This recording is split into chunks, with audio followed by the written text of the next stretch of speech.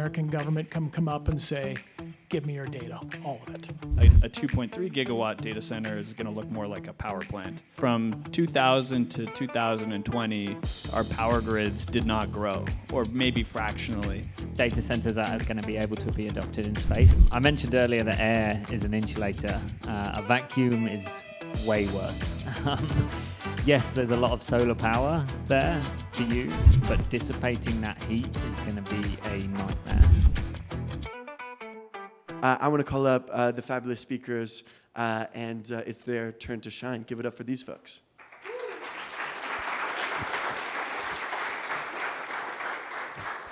Come on. Come on. The long walk down the aisle. Can you guys line up based on your... Yeah, you don't have to, yeah.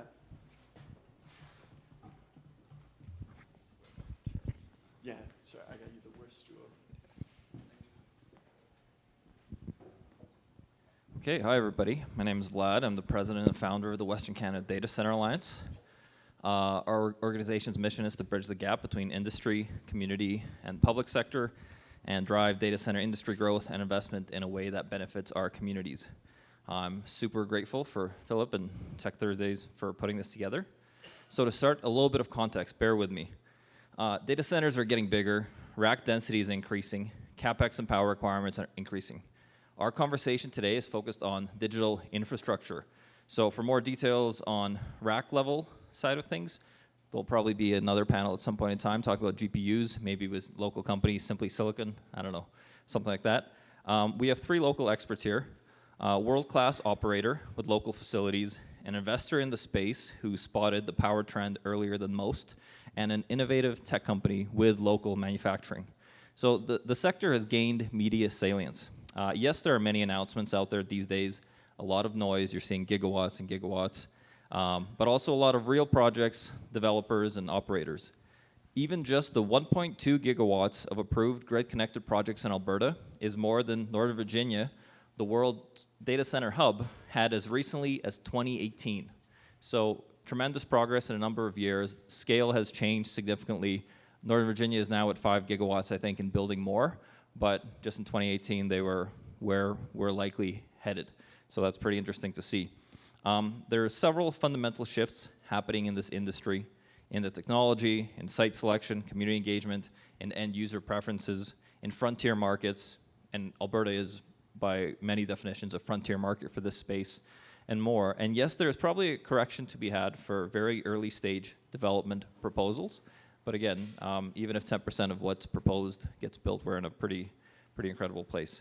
So liquid cooling, automation, power orchestration, demand management, demand response, on-site power generation, all are emerging themes tied to frontier innovation and tech progress just in the last few years. You know, data centers are now able to be designed to utilize less water, become more efficient, operate during low demand times, and be flexible loads.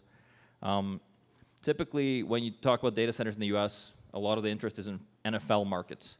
So cities in the States that can fill a stadium of people with hundreds of thousands every weekend. So those are the primary data center markets in North America. We are a frontier market, and I'll just, I'm setting that context now for when we talk about this later. We're still waiting for the industry to find an equilibrium between on-site power and grid power. Hybrid approaches may be the way to go for now. There's a lot of talk about gas plants in the middle of nowhere. There's a lot of other ideas. I think hybrid approaches are probably where we see the industry going.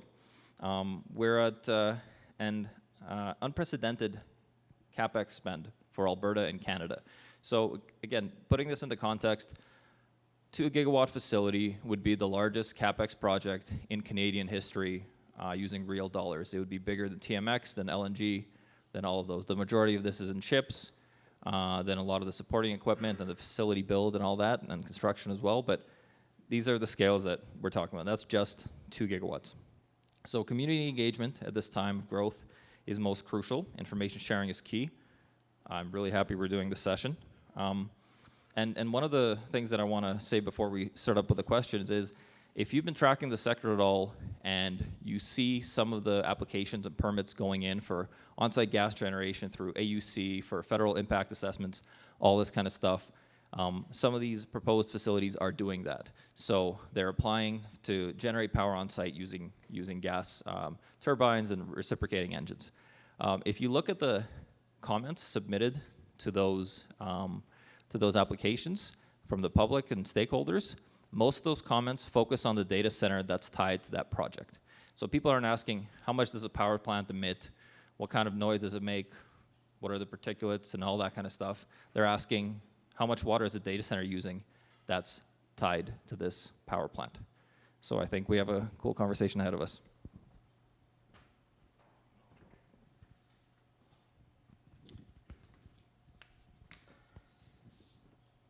So I'm joined by some incredible panelists here. I don't know why I need this sheet to read that off, but beside me are Joe Gentile from eStructure, Tom Farran from Longbow Capital, and Ben Sutton from CoolIT.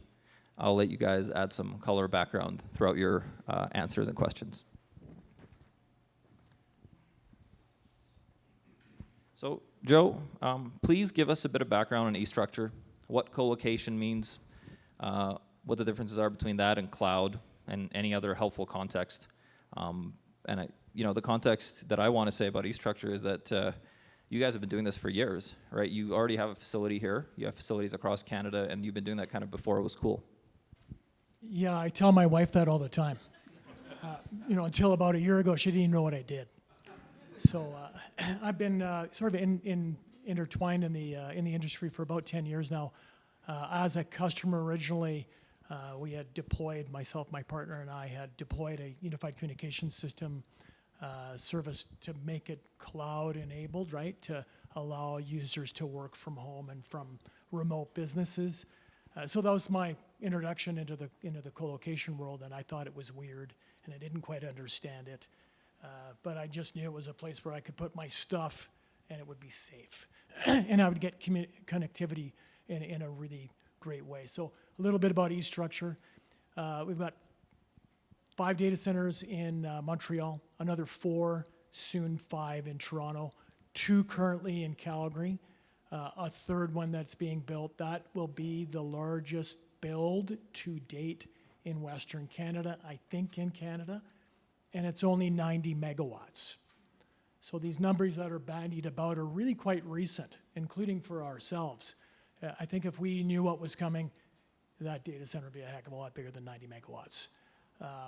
We just sold out our Cal 2 location. That's a 30 megawatt facility, virtually sold out. I think there's 1 megawatt left, and it has to be sold to 1 customer. So, and then we've got 2 data centers in Vancouver, a 3rd one coming. We're Canada's largest Canadian-owned data center company, and we only operate in this country. And I'll believe my CEO when he says we'll only ever be a Canadian company. So we'll see. But with respect to my history going forward, then it was really just I sold my company, didn't have a place to hang my hat. Shaw called me and said, hey, we want you to commercialize our data center for our agents. And I didn't know anything about data centers. That was about 8 years ago. I said, sure, I'll come along, and then they converted me and asked me to take care of some of the sales at the data center and become really an overlay for the sales team, sort of the internal expert from a collocation standpoint. Awesome. So for the folks in the crowd, can you tell us a little bit about collocation and cloud and how the two are linked, and not naming clients specifically that you have that you can't name, but would a hyperscaler be one of your clients, and would the local community be one of your clients as well? Sure thing. So first of all, who's been to a data center? Show of hands. Okay, quite a few. That's good. Who knows the difference between a data center and collocation? Okay, good. 1 person. So it's very simple. The data center is the place. It's the building. It's all the stuff inside of it. The collocation is what the data center provides. Okay, so, and what we provide really is uptime. If you just bring it all the way down to the bare basics, we do it by providing a tremendous amount of redundant power, redundant cooling. By the way, cooling is the secret sauce. My friend Ben's going to talk a little bit about that. That's the hard part. we provide ample security, and then the connectivity. And there are different stresses. Every data center is kind of a little different.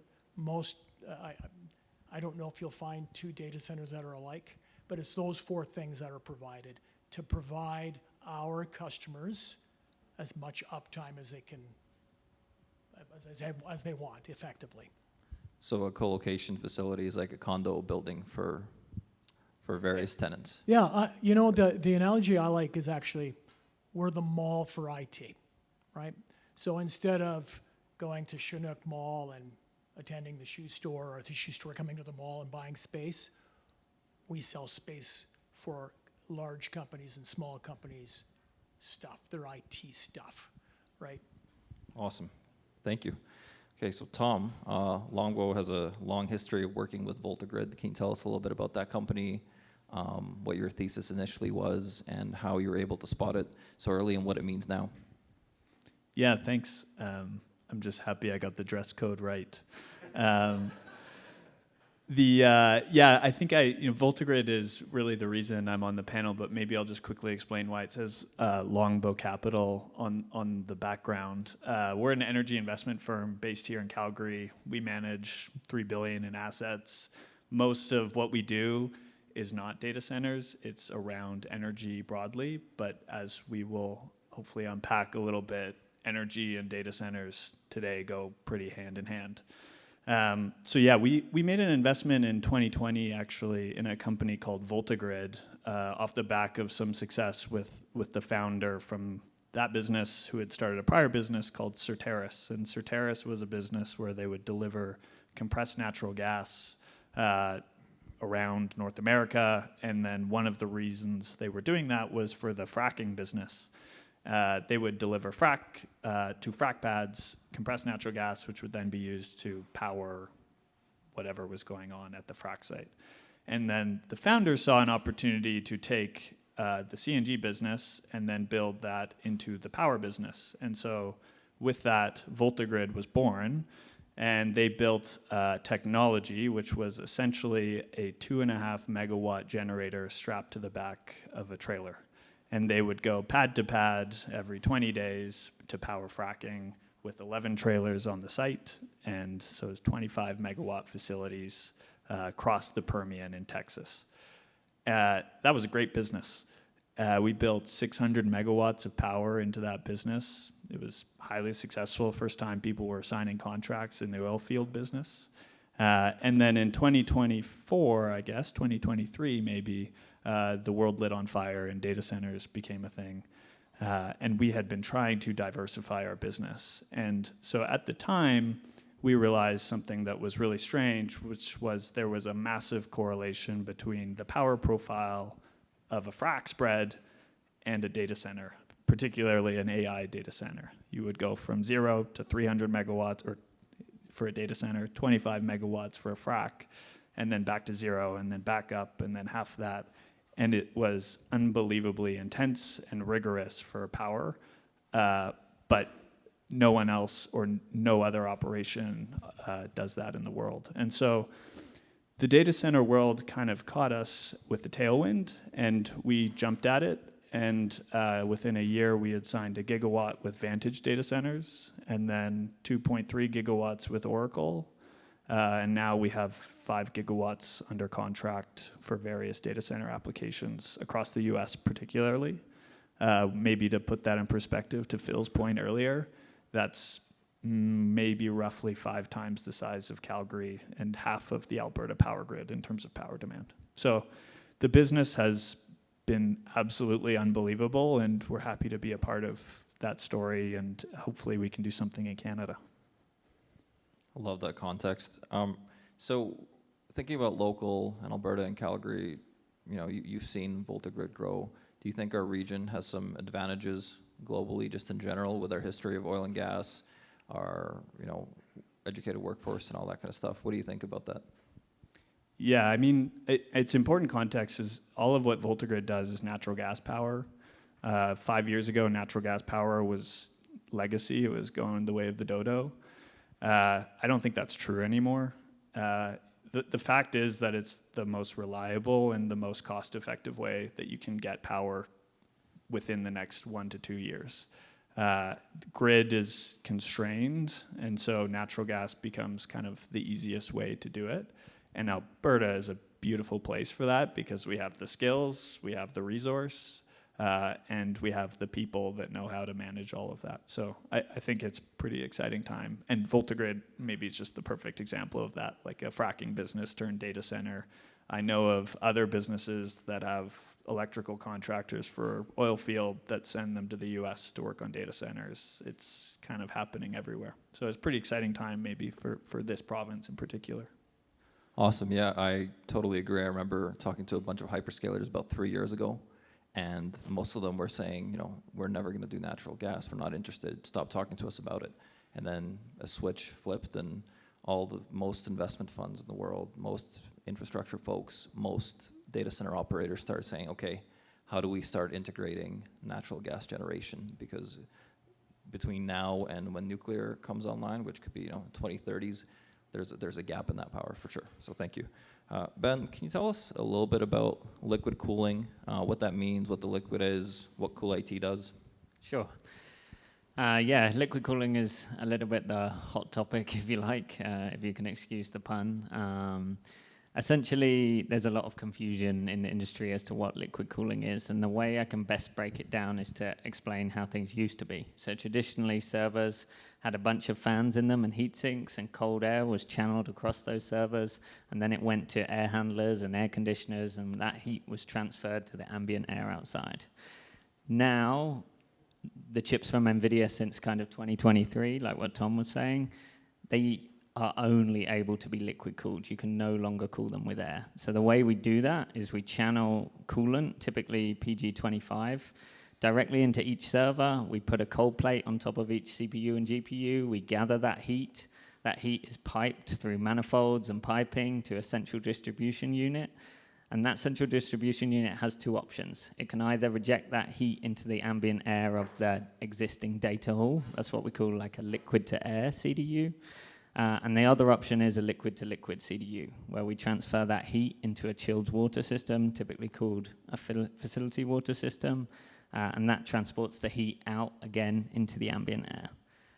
That kind of summarizes the two. CoolIT as a company focuses completely on what we call the technology cooling system. This is the system inside the racks, the system cooling the chips, the servers, the racks, and transporting that heat to the CDUs. And CoolIT produces products and services that manage that entire stack, but stops on that other side of the CDU. Now, traditionally, liquid cooling, CoolIT started 25 years ago doing gaming PCs, I think with a company called Voodoo PC, if people know them. They were a Calgary company acquired by HP. Over time, that transferred, and we began to look at data centers and, in particular, supercomputers. Most data centers have not been liquid cooled. Almost every data center out there today is not liquid cooled. But these supercomputers started to become liquid cooled. And so CoolIT has actually cooled 7 out of the top 10 supercomputers in the world. They have our kit in it, built here in Calgary. And that includes Frontier and El Capitan. If you know those supercomputers, they have our kit in them. So that kind of gives you a story. Then obviously the moment happened with AI and the whole thing translated, and suddenly it went mainstream. Suddenly this liquid cooling was no longer optional. It was no longer the most efficient way to do it. It was suddenly you had to do it. You have no choice. And that spurred a huge amount of growth in CoolIT's business as that moves through and as liquid cooling becomes to be adopted in the mainstream, basically, for new data centers going forward. Awesome. So we went from, you know, evaporative cooling, which was high water use, to dry cooling, which was no water use, to liquid cooling, which uses liquid, you said PG25, propylene glycol mixed with water, usually in a closed loop system, so there's no actual water use in that loop. Spot on. There's no water use within the technology cooling system. On the facility water system, it's a little bit different. You can use those historical evaporative cooling towers, which do use a lot of water, but a lot of companies, I think, including eStruxture, don't use any of that, and they use a kind of, essentially an air conditioning system like what you have in your car or at home. Same kind of thing to reject the heat into the ambient air outside. So a lot of these data centers don't have any water use. I think that's a really good segue. Joe, can you comment on that a little bit? I know you have a facility here, you mentioned 25, 30 megawatts, that doesn't use water or as much water as a couple of residences, right? No, that's right, and I think I think understandably people are concerned about water, right? Like it's a real thing, particularly in Alberta where we don't have a lot. So you know, there are communities and there are a lot of people. Like it's probably the number one question. Yeah, but what about all that water? And I get that. What people don't understand is evaporative cooling is the only technology where you use a lot of water. And the way that happens just quickly is effectively all the hot water that rises in a data center is collected and pulled out of the data center, and then they spray water into it. Because water carries a lot of cooling energy, right? And by the time it comes out and circles back into the data center, it's much cooler. Why do data centers do that? Because it's a lot less expensive from a power perspective to do that. We don't do that, and we don't feel we need to do that because we actually take, it's cold here, right? I mean, at 10 degrees and lower, eStruxture actually doesn't even turn our air conditioning on. We just run fans and run the cooling from the outside, call it free air, right? So we bring in outside air, we condition it, blow it into the data center, and then hot air is expelled once again. So that's effectively how that works. And you can totally calculate this yourself. There's calculators online where you can plug in the average ambient air temp and see how many days of free cooling you can get in that location. In Calgary is hundreds of free days potentially. So building on that, what does tier 3 and uptime and redundancy and all that mean really? What's expected from you by your customers? It's a great question. So there's an institute, it's called the Uptime Institute, UTI. That is sort of just a rating system of the reliability and the amount of uptime you can expect from a data center. So in the old days, 20 years ago, because that's how old our industry is, 20 years ago, it would be a tier 1. And so that would be really just one of everything. A battery backup, a generator in the back, and if anything that sort of went down or required maintenance, and turn off all the servers because that's all you could do. So that's tier 1. Tier 2, they got a little bit better, and everything required sort of an N+1. So if I needed 3 of something, I need 3 UPS power supplies, I would buy a 4th. And that would provide actually a pretty good, it would go down to about 28 hours of downtime per year to about 2022. Tier 3 brings it all the way down to, I think, 4 or 5 hours. It's actually quite a bit better. And the difference is what we call concurrent maintainability. So it's really a tier 2 with the ability to take down an entire power room and still supply our customers with what we call A and B or redundant power. So it just becomes a much more reliable service. So tier 3 is the expectation today. You can't sell a data center service without tier 3 because that's what the demand is. Customers can't go down. That's what they're paying for. There's a tier 4 now, which requires, and there are 2. I don't know how many. There must be hundreds of data centers across the country. There are 2 tier 4 data centers. It's really difficult to do in Canada because it requires a second grid. So one of the examples in Ontario is the Ontario grid and the New York grid. So you can imagine the expense, and which is why, frankly, no one wants them. They're too expensive, and they're a little bit unnecessary. I think we might see more now that we've got islanded power, the ability to bring in gas. You could arguably say, well, that's tier 4. I'll use gas, and I'll use the electrical grid and provide a tier 4 experience, but we haven't seen that yet. Awesome. So that's a lot of good info on how much planning and redundancy goes into these facilities. I'd say these days data centers are essential infrastructure. They're similar to bridges, hospitals, that kind of stuff. They power everything we do, commercial transactions, health records. When one of these goes down, like a couple of weeks ago in the Middle East conflict, some cloud zones were targeted. That's people losing access to maps, to connectivity, to absolutely everything. So I think these days, it's fair to say that these facilities are essential infrastructure. So thanks for that. Tom, Let's talk about the power requirements of data centers and the theme of bring your own power. From your perspective, from VoltaGrid's perspective, what are your thoughts on the type of power that data center projects require? Where do you think that's going? There's a lot of talk about batteries, on-site generation, flexible loads, that kind of stuff.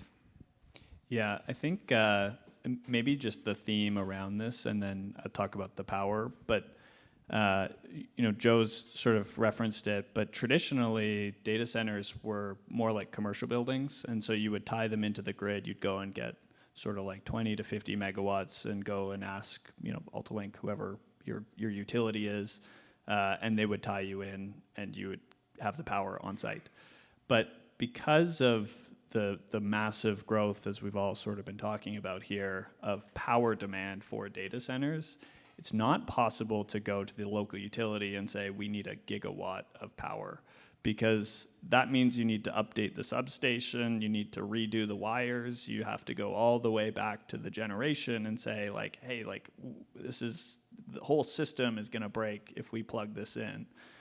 And so the nature, I think, of how data center power is serviced has changed a lot. And so that was part of the whole VoltaGrid thesis, as I was alluding to before, is you now need to bring your own power. And you've seen this in both the policy in Canada and the US. And so the theme is how do you bring your own generation while meeting what Joe was also just referencing is like really strict requirements around reliability, really like a lot of like balance of plant features as well. And then oftentimes trying to do it in places that are kind of weird because data centers, no one really wants them in their backyard. So there's a lot of requirements around it, and I think where we've found success is picking places and locations and frankly partners that allow you to work with them on the engineering and finding the gas interconnection and meeting the permitting requirements to build what is 2.3 gigawatt size power plants beside a data center in the middle of nowhere. And so I think the scale of CapEx around the theme of bringing your own power is going to be a super interesting part of the next few years. Awesome. And you mentioned nobody wants them in their backyard, but we've been living around them for years. If you go down the street a couple blocks, you'll see a data center. You'll be in a mall in Calgary, and there's secure facilities, so they don't really advertise they're there, but there's data centers all around downtown, and people have lived and worked and shopped by them for decades now.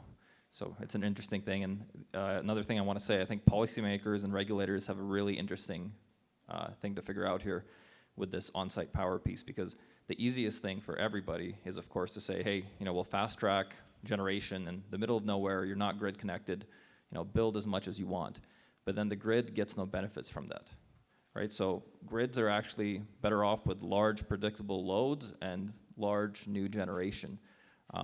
Even if there's a net indifference, as you're adding those up, the grid is still better off. So I think policymakers got to figure out how to incentivize a grid-connected generation. New generation for sure, it can be on-site, it can be connected to the data center, but it's best for us, I think. Yeah, maybe I should add maybe some like actual stats around some of that was like if you go to the utility today, it'll take you 5 to 7 years-ish to get actually plugged into the grid to do all the upgrades and add the generation you need to get grid access.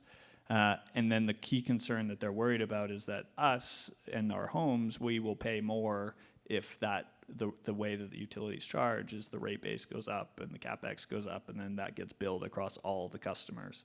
And so the concern is how do you do gigawatt-sized data centers without making all of us pay for that gigawatt-sized data center? And so I think we'll see ways and unique structures that allow both to exist, and actually hopefully I think this will happen. We're seeing it in our business at least, is kind of dual track things where maybe in years or months where you need more power, you can send it to the grid, and then otherwise you're sending it to the data center, and kind of solutions like that. That's a good point. I've talked to a couple operators in the States who have built power plants that are grid connected on site with their data center, and their local utility actually, when a resident gets a bill for the utility payments monthly, has a discount that says minus however many dollars courtesy of Statute 22 or Bill 22 or whatever, and that bill was because of the fact that a data center came online there. Awesome. Back to Ben. How much has the cooling space really changed in the past couple of years? We talked about the different technologies. You know, how much technological progress really has there been in the last couple of years? What does a 1 megawatt rack really mean? You know, we were talking about 3 kilowatts a rack, 50 kilowatts a rack. Now there's designs for 1 megawatt. It has its own cabinet. It has its own power supply and UPS. You know, give us some context there. Yeah, so historically, from supercomputers to AI, it hasn't changed that much. Like I said earlier, we were cooling the CPUs and GPUs and targeting that cooling to where the hottest components were. That meant we were taking about 70% of the heat out of a server. If you've got a 50 kilowatt rack, it's about 15 kilowatts that's left that's going to air and being handled by the air cooling systems in the buildings. That's fine. When we look at something like Vera Rubin, which is over 200 kilowatts a rack, suddenly that 30% is more like 60 kilowatts, and suddenly it's not so feasible to air cool that amount of power when you've also got a huge amount of power being liquid cooled within those same racks.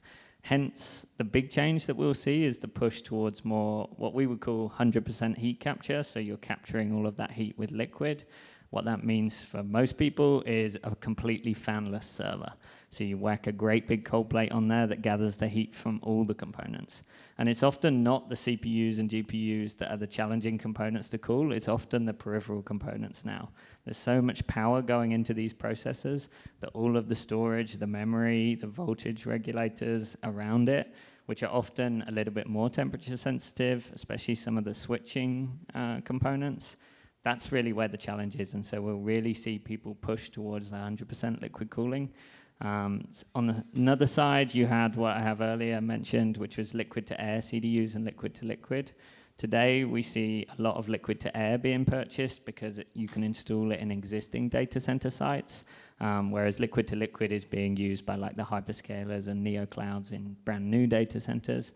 But the liquid to air systems are incredibly costly and inefficient. Just the CDUs are 4 times more expensive. You can cool 2 racks with one liquid to air CDU. You can cool 12 racks with one liquid to liquid CDU. And so the efficiency gains are massive when we move to 100% liquid cooled systems and liquid to liquid exchange throughout the entire stack. It's a waste of time transferring it to air. Air is an insulator, right? What do we use in all our buildings? It's not great for cooling. Liquid is kind of the direction of travel for the future. And then if you want to get towards those 1 megawatt racks, that's the change that you're going to see, along with some other changes on power that I can't speak to as well, but 800 volt DC is kind of one of the things coming along to enable these higher and higher power. Can you talk a little bit more about 800 volt? I think some people might be interested in hearing about that. I don't know loads myself, to be honest with you, but it's going to require a lot of liquid cooling. You can already, if you look up an MGX rack from NVIDIA, you can see this huge bus bar on the back of it. When you consider that we're going towards 800 volts, there's going to be more power, more infrastructure. It's going to be colossal what they try and pack into these systems.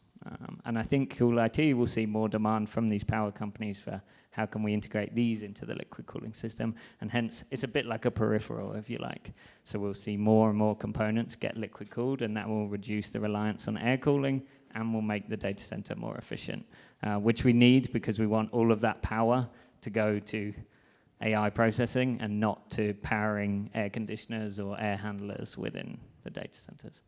I think one really cool theme you mentioned there is efficiency. So data center design, innovation has all lately been about efficiency and using the most of what we have because, this applies to, for example, on the power side, yes, we have a finite amount of grid power currently. There's a lot of cool tech in figuring out how do we use times when the grid isn't at peak to ensure that data centers maybe are buying or utilizing power at that time and storing it on batteries and then later deploying that when the grid is at peak load. I think similar theme in cooling, right? Using as much of the same space as possible, as much of the same tech as possible, just to be a little bit more efficient, to reject a little bit more heat using similar square footage.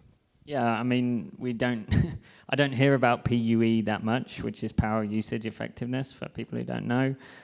Historically, the number was about 1.6.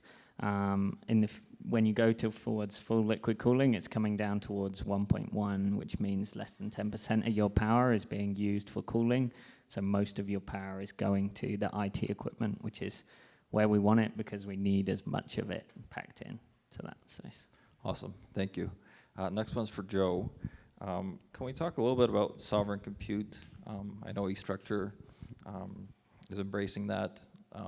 I'd like to hear your thoughts on it, kind of what you think the market size for that is. I mean, just in context, like total base load for data centers in Canada is probably around 1 gigawatt, don't quote me. Alberta is probably less than 100 megawatts. Can we talk a little bit about market size, what size the market eStruxture has, and where the sovereign compute conversation is going? Yeah, so sovereign compute, just so we're clear, I think has become a very important topic, really in the last 12 months. If you're turn on the news, you can pretty much watch it every night on the nightly news. Canadians and frankly worldwide countries have taken a step back and looked at the U.S. government with a different take. And now we're saying, geez, how important is it for us to control our data, keep it in country? And there's a difference between data sovereignty and data residency. They're related. Being in Canada is an important stake, right? And just so we're clear, if you really need to look at it, any American company that operates a data center in country here is under the Patriot Act. So effectively what that means is the American government can come up and say, give me your data, all of it. We saw that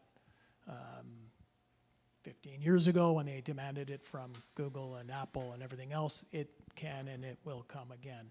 Data sovereignty allows Canadian companies, quite frankly, companies from around the world to land here under a Canadian brand without the American government looking in and taking that or demanding for that data to come out.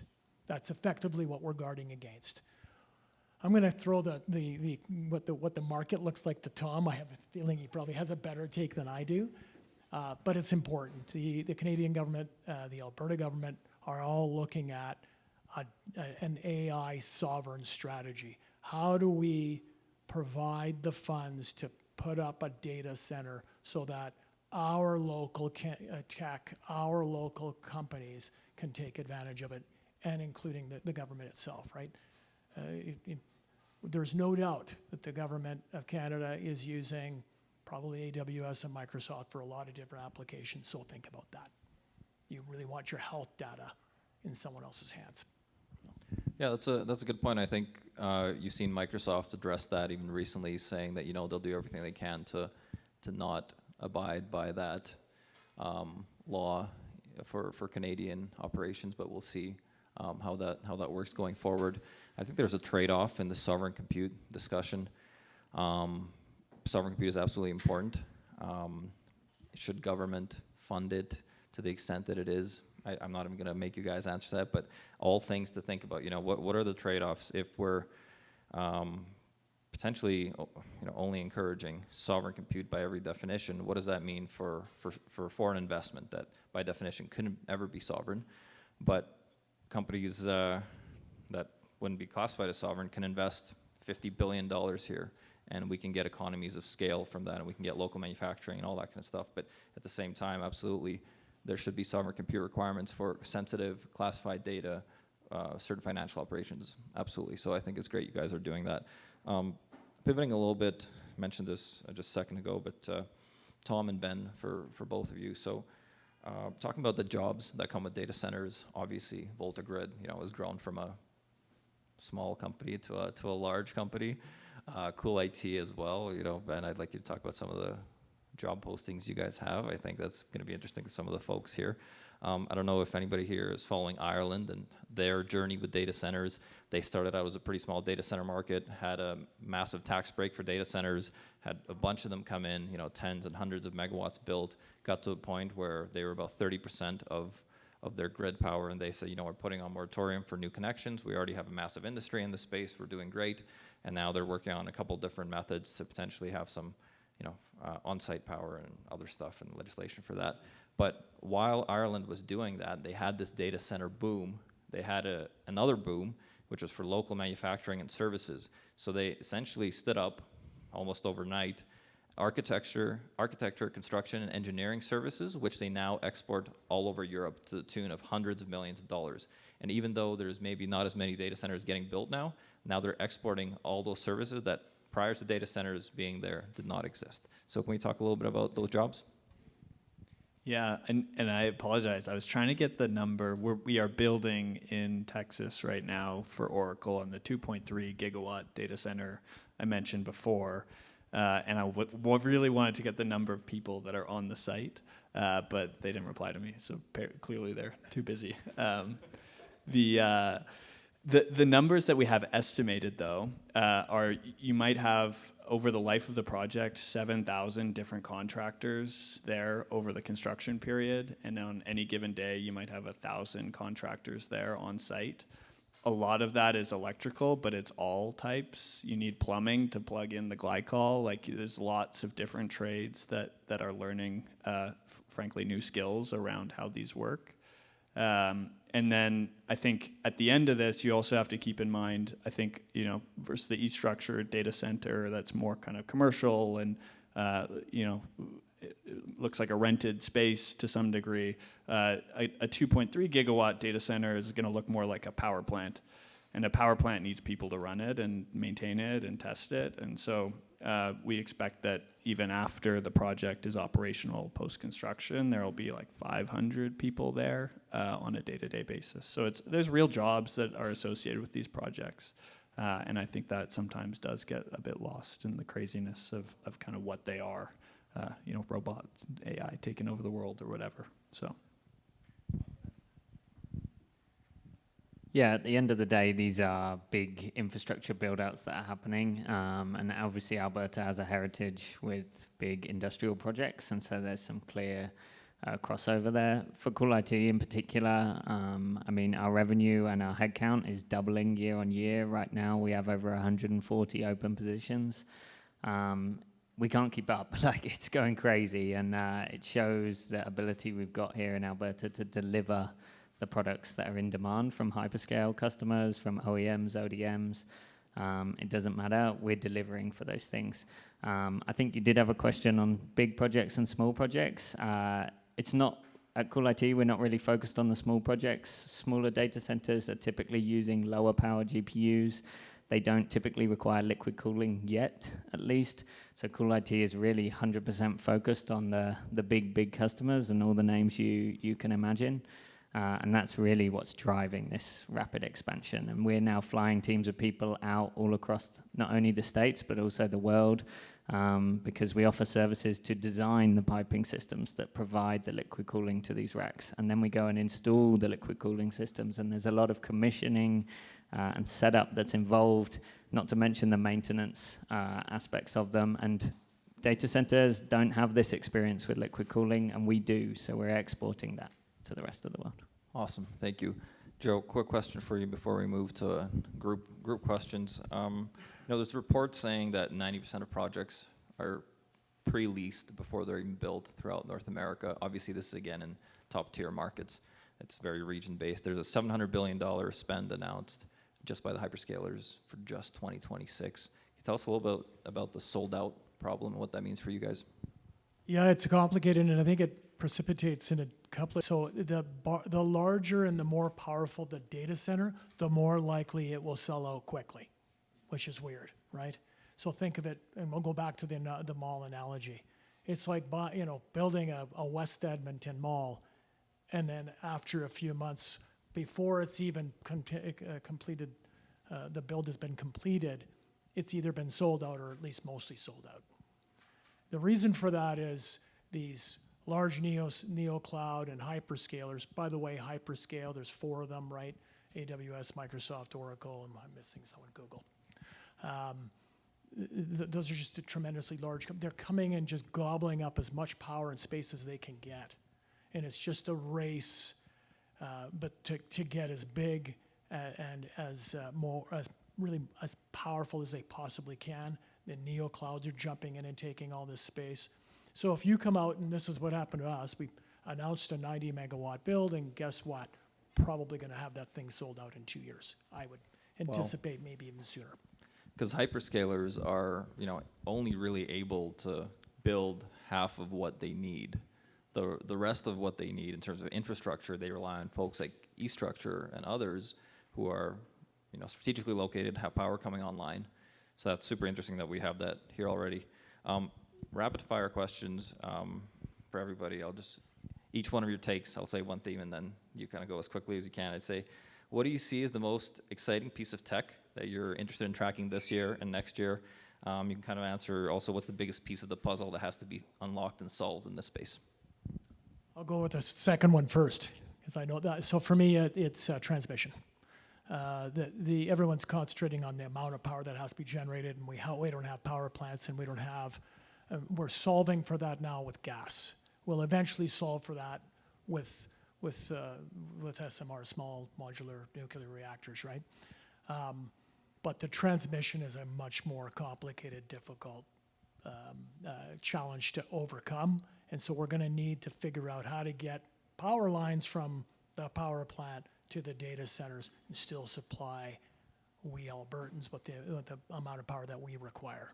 So that's the biggest challenge. Insofar as I'm going to think about that question in a second, but as far as the most interesting tech, I'll answer it. I have no idea how we, the data center, and CoolIT are going to cool 1 megawatt racks. So that's what I'm looking forward to seeing. Okay, I'm the least technical here. I think the most interesting thing I'm following is whether you can shift the load between the data centers. There seems to be thoughts that you can do that, but do you really need 2.3 gigawatts in one spot? Or could you, spread that across various locations and run the same amount? I'm not sure the answer. And then on the second question, I think it's policy, but I'm going to leave it there at the risk of starting a bigger conversation. Quickly on that, Google today announced their first 1 gigawatt power contract in the States built in with flexible load and demand management. So that means that if the grid operator warns Google that there's a storm incoming, there's a heat wave incoming, there's a certain portion of workloads that they do that's flexible, they can move around globally. So they have this globally integrated management system to move workloads in advance away from certain facilities that maybe are in a spot where the grid is stressed. So that's super exciting. Yeah, and to add to that and to answer your second question, these dynamic load capabilities, it's different to what we've done before with data storage in data centers. With inference and training, both of those offer different opportunities for how you can apply dynamic load situations, and how these companies will handle that will be interesting to see how it evolves. In terms of the technology, go and Google a supercomputer like Frontier. Look at the servers. The servers are not horizontal. They're vertical. They're like blades. They go in. You pack them in tightly. That's how we're going to get there. Okay, awesome. So thanks very much, guys. I think we're at time here. Maybe went a little bit over. Sorry about that. How cool is it that these companies are here in Calgary, operating here, based here? Amazing. Give it up for these guys.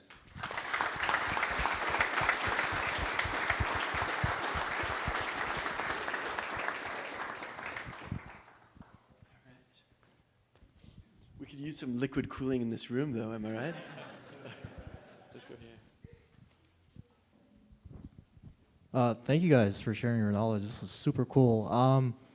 How much of an impact does the shorter and shorter GPU life cycles have on kind of architectural planning for data centers with rack configurations and such?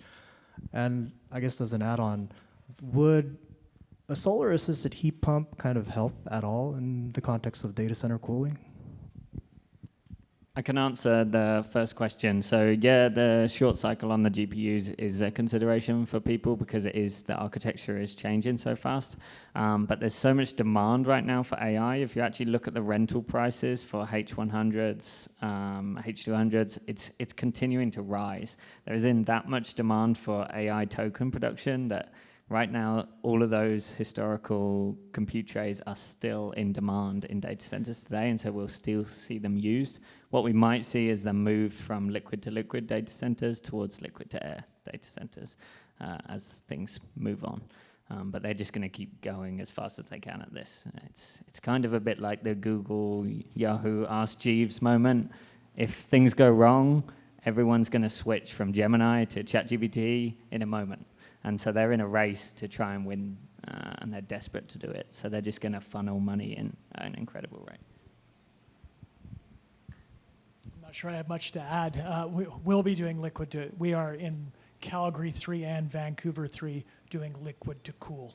So for the AI loads, it will be a predominantly liquid cooled with the offloaded heat taken care of by the data center.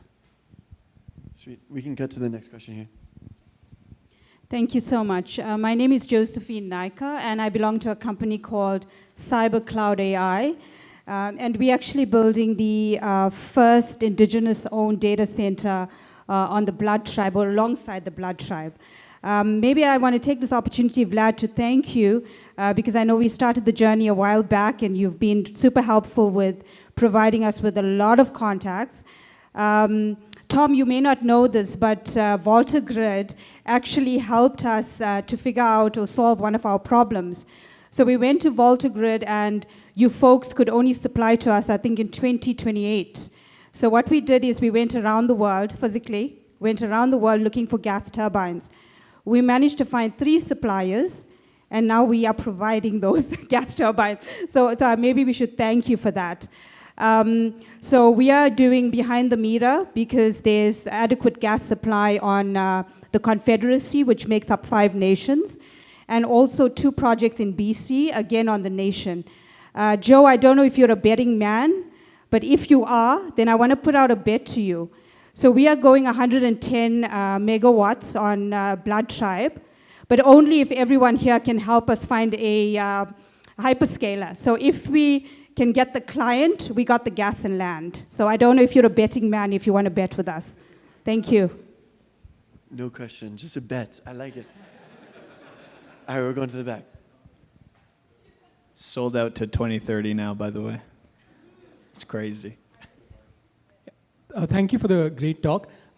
My question sort of stems from an article I recently glimpsed about Germany's upcoming Energy Act, where they said that 10% of the power generated by data centers has to be reused.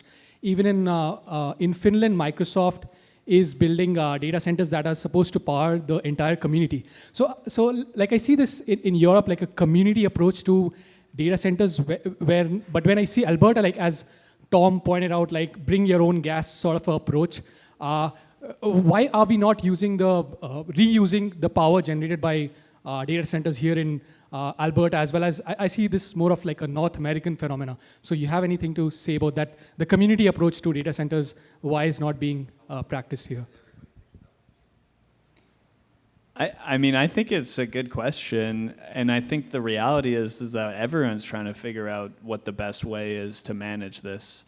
Like, one of the things we didn't talk about is from 2000 to 2020, our power grids did not grow, or maybe fractionally.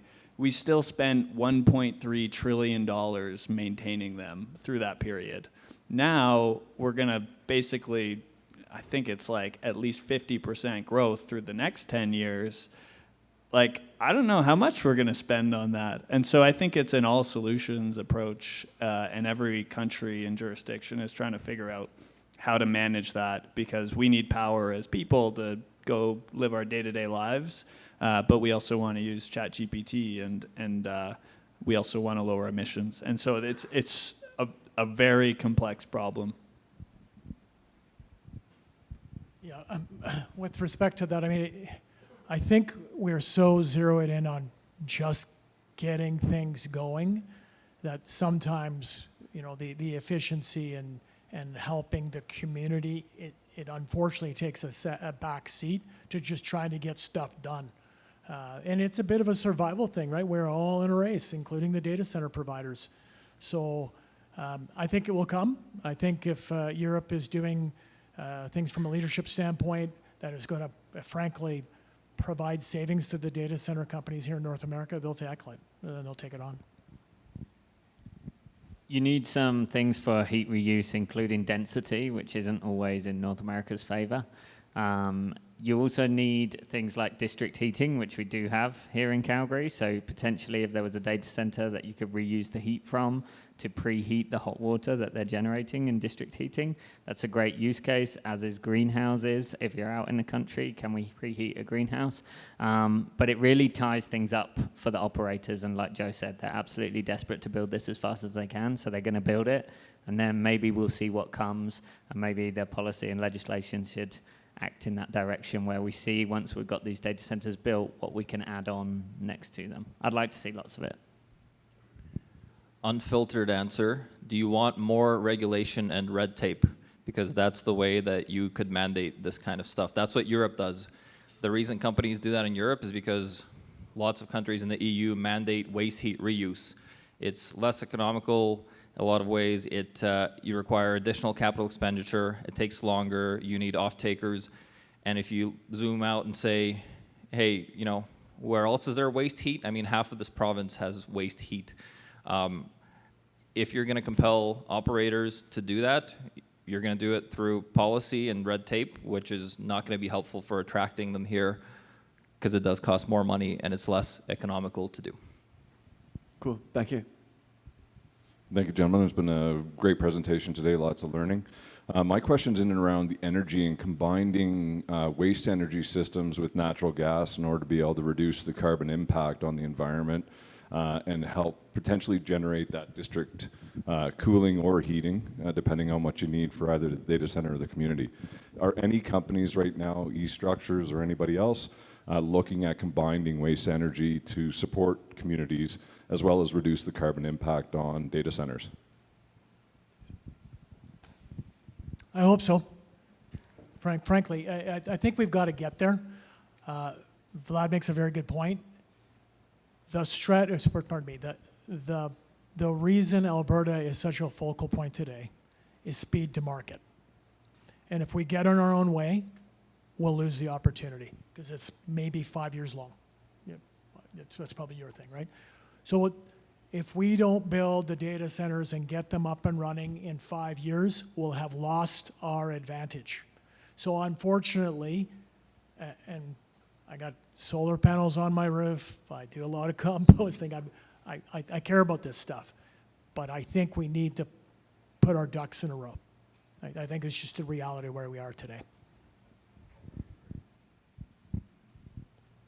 I mean, that's a tech and innovation opportunity, right? If you can create a business or a technology that can utilize, underutilized or waste resources in the same or similar time frame and at similar cost as traditional hydrocarbons or something else, absolutely, people will take that. The data center industry is in many ways agnostic to where they get power. It's about timelines and cost and permits and all that kind of stuff.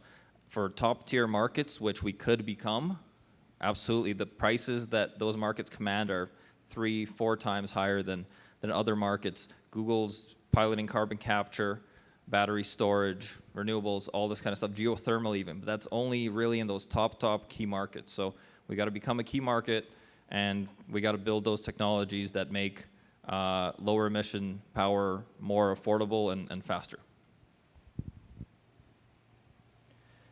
Thank you very much for a great presentation, sharing your knowledge.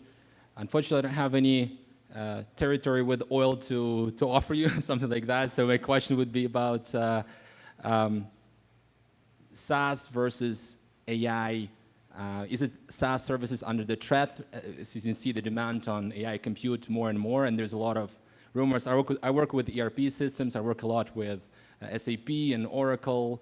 And now, what is your thoughts on, like, let's say, next 3 to 5 years in terms of ERPs and the development in this perspective? Thank you. To answer the first part, a lot of the SaaS companies, I think, are going to remain, but we've mentioned the term neoclouds a few times. Neoclouds are essentially offering GPUs as a service. And so we're seeing that as a need in the market where AI businesses want to lease or use these GPUs in order to do certain things. And again, it comes down to that difference between training and inference. Do we want to train a model to build us a baseline to do something, or are we inferencing against that model in order to work with it in real time? And to see how those two things evolve will be interesting. Yeah, I mean, I think the short answer is I don't think SaaS is going anywhere. I think what will happen is we'll see AI embedded into these SaaS products so that they're better, faster, more efficient. But yeah, no, I think the companies, the SaaS companies that fail will likely not pivot quick enough or well enough to take advantage of that change. I'll just really quickly add, not VoltaGrid hat, but back with the Longbow Capital hat on, like the SaaS versus AI thing, I think from an investor perspective is, can you do it with the margins that SaaS has historically had? We've seen 90% SaaS margins for a long time, and now it's starting to look more like 40 to 50% because the cost of AI is really high. And so it changes the business model and also just how you invest in them. But it doesn't mean I think the consumer experience will change. I just think that like the capital structures for these businesses will evolve over time. Cool. Let's get to our last question here. Guys, from a 10, 20 year down the line perspective, you know, energy constraint is obviously real. And space data centers is something that I've been tracking. So I work in cybersecurity. Our appliances are powered by NVIDIA. So we had a lot of people at GTC yesterday, and they released the chip class for the data centers that are going to be sent to space, right? What do you guys kind of think about as a thought exercise? It doesn't have to be rooted in practicality, but just as a thought exercise, do you think that's one of just the trends, or is there you know, aspects to it that can solve a lot of energy challenges that have been kind of asked in a lot of previous questions, be it emissions or recycling natural gas? Do you think there's merit to sending data centers? Not to make too much light of this, but 30 years, I don't know what's going to happen in 3 days, right? Yeah, no, it's an interesting question. I don't know what the end game is, but there is going to be a limit. I mean, we're actually entering the size of these chips are so small now, and the smaller the chip and the faster they are, the hotter they get, there's a limit. There's an absolute upper limit. I don't know what that is. It's probably up to Ben for that question. But yeah, honestly, I just don't know the answer, what it's going to look like. An interesting thought exercise, to say the least. I mentioned earlier that air is an insulator. A vacuum is way worse. Yes, there's a lot of solar power there to use, but dissipating that heat is going to be a nightmare. I actually worked for, most of what we see in liquid cooling today is single phase. That means it's pumped coolant. I worked for a two-phase company for 5 years. That means it's evaporative. A lot of two-phase happens in space because it's passive and closed loop. You're not using a pump. If you're trying to use a pump in space, it's going to fail at some point. How are you going to replace that pump? If data centers are going to be able to be adopted in space, they're going to have to be lower power chips or larger chips. They're going to have to use different cooling technologies, and they're going to need absolutely enormous radiators to dissipate the heat. It's the same thermal challenges we see on satellites and spacecraft, but when the power is at the level that we're talking, dissipating that amount of power in space, it's going to be a challenge for sure. I think anything is possible in the space. If you have a good value proposition, if you have good speed to market, if you have decent cost, you're probably competitive. So I wouldn't put limits. I wouldn't say, you know, I wouldn't try to predict what's happening in 10, 20, 30 years. I know these, like this industry moves in tiers and market tiers and regions, right? So until everything in all the frontier markets is out and utilized, there's no reason to move to that next market. You know, the reason people are looking at Alberta and rural areas like North Dakota in the States, it's because those traditional markets were tapped out of power for a certain amount of time. When nuclear comes into play, that changes the game completely. Bill Gates' TerraPower has contracts for 2031. So when you can deploy tens of gigawatts at scale in the US, you know, I think it's more about like competing with those large deployments and being creative about it. And if you can put together a project where you have those timelines, it can be any power source anywhere as long as you can provide the timelines, the price, the reliability, the redundancy. I think the industry is agnostic to some of the other pieces.